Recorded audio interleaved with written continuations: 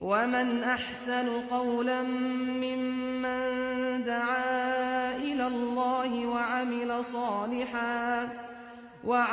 صالحا وقال إنني من المسلمين. ওয়ালাইকুম আসসালাম রহমতুল্লাহি ওয়া বারাকাতুহু। ভাইয়ের প্রশ্ন যে আমাদের সমাজে এক নামাজি মেয়ের সাথে শুধু জুমা পড়া বরের বিয়ে হচ্ছে, এর অলিমাতে যাওয়া জায়েজ হবে কিনা বা এই বিয়ে ঠিক হবে কিনা? তো আসলে নামাজ আদায় করা প্রত্যেক মুসলমানের জন্যই ফরজ, ফরজে আইন। নামাজ আদায় করতেই হবে। নামাজই পার্থক্য ঈমান এবং কুফরের মধ্যে। মানে মুমিন নামাজ আদায় করবে, কাফের নামাজ আদায় করবে না। যদি নামাজ ছেড়েই দেয় সে মুমিন থাকে না। তো এটা অত্যন্ত ভয়াবহ জিনিস।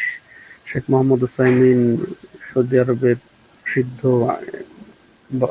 শায়েখ ইমাম, উনি তার বইয়ে এটা বিস্তারিত উল্লেখ করেছেন যে বেনামাজি মেয়ের সাথে নামাজি ছেলের বা নামাজি ছেলের সাথে বেনামাজি মেয়ের বিয়ে টিকে না, জায়েজ নয়।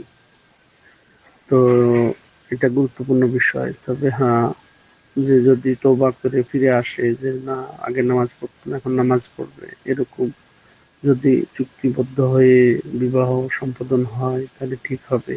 আর নচেত যদি এভাবেই জীবন চলে তো সেখানে বিবাহ দেওয়া উচিত হবে না মুমিন ব্যক্তির। সেই বিবাহ থেকে এড়িয়ে চলা উচিত হবে। তো আমাদের অভিভাবকদের উচিত যে নামাজি মেয়ের জন্য নামাজি ছেলে খোঁজা, নামাজি ছেলের জন্য নামাজি স্ত্রী খোঁজা। যদিও আগে হয়তো নামাজ ঠিক মতো হেফাজত করতো না, ঠিক মতো আদায় করতো না, কিন্তু বিবাহ শাদীর বিষয়ে যদি আসে তাইলে অবশ্যই এই বিষয়টা সমাধান করে নিতে হবে যে যদি নামাজ পড়ে কিনা। আর যদি নামাজ না পুরাপুরি না পড়ে তাহলে সেটাও তাদের কাছ থেকে ওয়াদা নিতে হবে, তওবা করার অঙ্গীকার নিতে হবে যে হ্যাঁ তওবা করেছে, এখন নামাজ পড়বে। এইতে হলে আশা করি অসুবিধা হবে না। কিন্তু তাছাড়া এমনি বিবাহের ক্ষেত্রে যেটা বলা হলো অবশ্যই এরকম করা যাবে না যে নামাজি ছেলের সাথে বেনামাজি মেয়ে বিয়ে পড়িয়ে দেবো, বেনামাজি ছেলের সাথে নামাজি মেয়ের বিয়ে দিয়ে দিব, এটা অভিভাবকদের জন্য জায়েজ হবে না। আল্লাহ আমাদের হেদায়েত করেন।